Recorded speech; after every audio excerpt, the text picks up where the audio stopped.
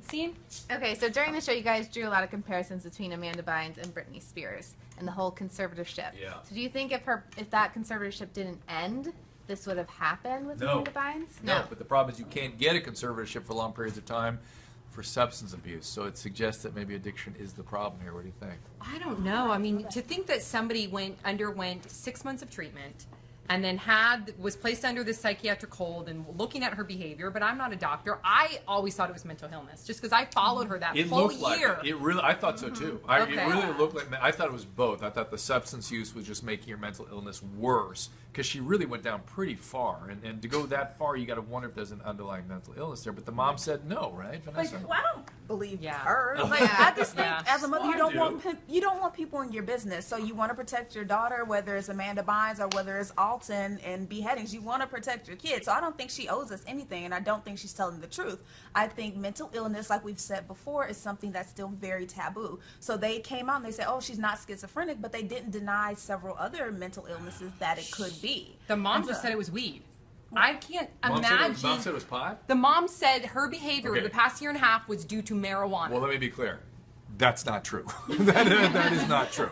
That what we saw there was not just pot. What if it was marijuana because she was self-medicating herself because she had some sort of bipolar disorder or schizophrenia, and the mom is kind of, like you said, turning a blind eye. In denial. Maybe the mom's in denial. Denial, yeah. And I think this, as you asked, would have still happened if the parents were in control. I think it probably would have, because it's a long process of healing, whether it's an addiction or whether it's a mental illness. It's much longer than this year that we've just kind of put a spotlight on it. Right, 6 months is sort of a launching time for addiction treatment. But usually psychiatric illnesses can be at least stabilized. It's all kind of adding up to be a lot of substance stuff in there somewhere. Because the fact that the conservatorship wasn't longer, the fact that she got immediately relapsed and really in trouble, the fact that the mom says that or is in denial about mental illness. If I had to bet, I'd say both.